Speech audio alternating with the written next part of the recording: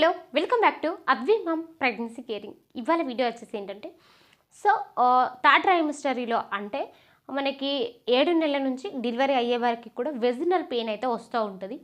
So ఈ vaginal pain అనేది అసలు ఎందుకు వస్తుంది, రావడానికి కారణాలు ఏంటి, ఒకవేళ అలా వస్తే బిడ్డకి ఏమైనా ప్రమాదం ఉంటుందా?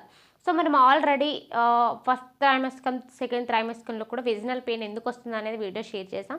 కావాలంటే మీరు ఆ వీడియోస్ చూడండి, అవన్నీ కూడా కింద డిస్క్రిప్షన్లో లింక్ ఇస్తాను, చూడండి. ఈ వీడియోలో ఈ థర్డ్ ట్రైమిస్టర్లో ఎందుకు వెజినల్ పెయిన్ వస్తుంది అనేది క్లియర్గా తెలుసుకుందాం.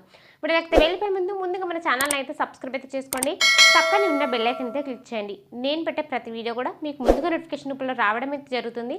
ఏదైనా సందేహాలు ఉంటే కింద కామెంట్ చేయండి, తప్పకుండా నేను మీకు రిప్లై ఇస్తాను. ఇక వీళ్ళకైతే మనకి ఈ వెజినల్ పెయిన్ అనేది ఈ థర్డ్ ట్రైమిస్టర్లో ఎందుకు వస్తుంది అంటే, సో మనకి బేబీ పెరగడం వల్ల, గర్భాశయం సాగడం వల్ల కూడా వెజినల్ పెయిన్ వస్తుంది. ఎందుకంటే మనకు ఈ 7వ నెలలో బేబీ 7వ నెల నుంచి 9 నెలల వరకు బేబీ గ్రో అనేది చాలా బాగా ఉంటుంది.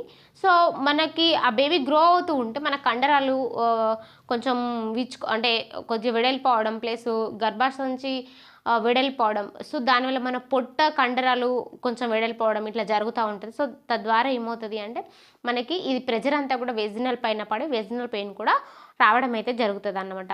సో ఇంకొకటి ఏంటంటే బేబీ మూమెంట్స్ ఇచ్చేటప్పుడు కూడా కొన్నిసార్లు మనకి మామూలుగా ఈ థర్డ్ ట్రైమిస్టర్లో బేబీ చాలా మంచిగా మూమెంట్స్ ఇస్తూ ఉంటుంది.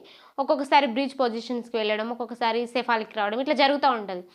అంటే బేబీ ఎక్కువగా ప్రెజర్ సెఫాలిక్ పైన పెట్టినప్పుడు, అంటే కిందికి పెట్టినప్పుడు బేబీ తల కానీ కాలు కానీ పెట్టి ఇట్లా తన్నడం కానీ ప్రెజర్ అంతా ఆ వెజినల్ పైన పడినప్పుడు కూడా మనకి వెజినల్ పెయిన్ గుంజినట్టు అవ్వడం, పొత్తి కడుపులో గుంజినట్టు అవ్వడం అట్లా జరుగుతూ ఉంటుంది.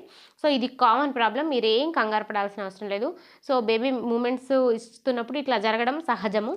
సో నెక్స్ట్ ఏంటంటే కటివలయ నొప్పి అన్నమాట. సో అంటే రిలాక్సిన్ అనే హార్మోన్ కారణంగా పెల్విస్లోని లిగమెంట్లు మరియు కీళ్ళు మరియు రిలాక్స్ అవుతాయి. సో ఇది ప్రసవానికి శరీరాన్ని సిద్ధం చేయడంలో సహాయపడుతుంది. సో ఈ సడలింపు వలన వెజినల్ దగ్గర అలాగే కటి ప్రాంతంలో, అంటే మీన్స్ మనకి పొత్తి కడుపు కిందలో నొప్పి రావడం అయితే జరుగుతూ ఉంటుంది అన్నమాట. సో ఇది కామన్ ప్రాబ్లం. అలాగే గర్భాశయ మార్పులు, అంటే నేను ఇందాక చెప్పినట్టు పెరగడం సాగడము, అంటే బేబీ పెరగడం వల్ల గర్భసంచి పెరుగుతూ ఉంటుంది, కండరాలు సాగుతూ ఉంటే దానివల్ల కూడా నొప్పి అయితే వస్తూ ఉంటుంది.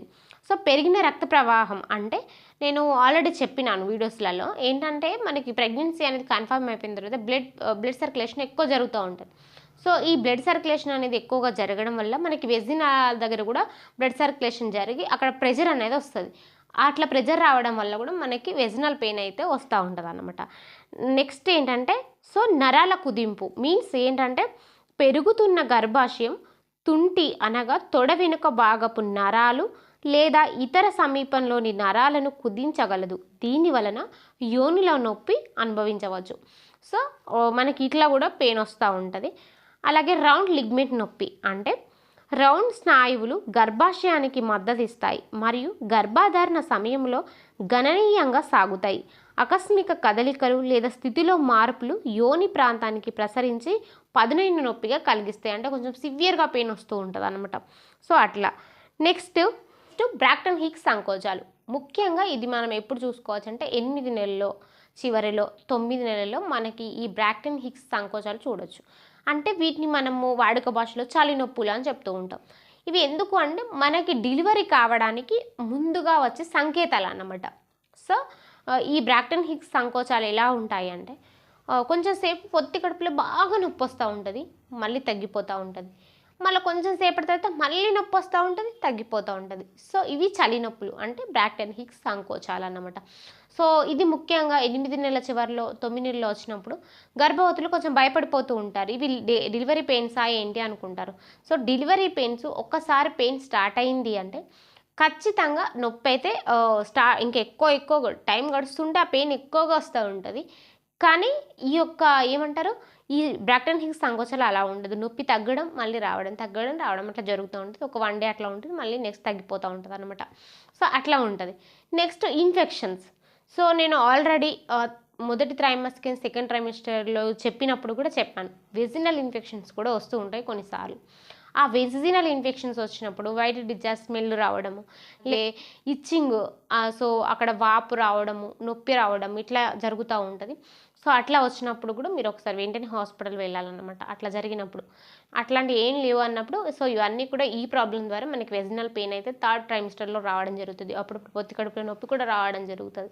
సో మీకు ఇంకా ఈ యొక్క వెజినల్ పెయిన్ గురించి ఇంకా ఏమైనా సందేహాలు ఉంటే కింద కామెంట్ చేయండి, తప్పకుండా నేను మీకు రిప్లై ఇస్తాను. Thank you so much.